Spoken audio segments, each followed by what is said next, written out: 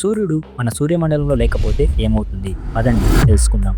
సూర్యుని నమ్ముకొని జీవితం నిలుపుతున్న గ్రహాలు తదుపరి కొన్ని క్షణాల్లో భిన్న పరిస్థితులను అనుభవిస్తాయి.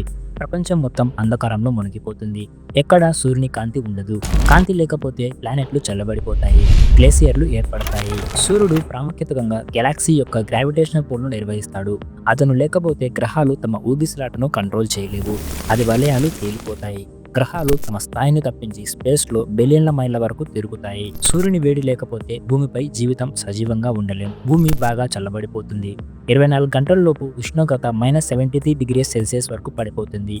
ఇది మన పర్యావరణాన్ని సంపూర్ణంగా మార్చేస్తుంది. సూర్యుడు లేకపోతే ప్లాంట్లు ఫోటోసింథసిస్ ద్వారా ఆహారం తయారు చేసుకోలేవు.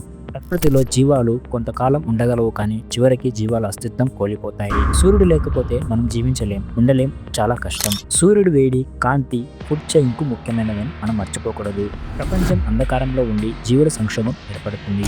మీ అభిప్రాయం ఏమిటి? మీరు ఎప్పుడైనా ఈ విషయం గురించి ఆలోచించారా? ఇలాంటి మరిన్ని విషయాలు తెలుసుకోవడానికి ఫ్యాక్ట్స్ బై ఫ్రెండ్స్ ఛానల్ని సబ్స్క్రైబ్ చేసుకోండి.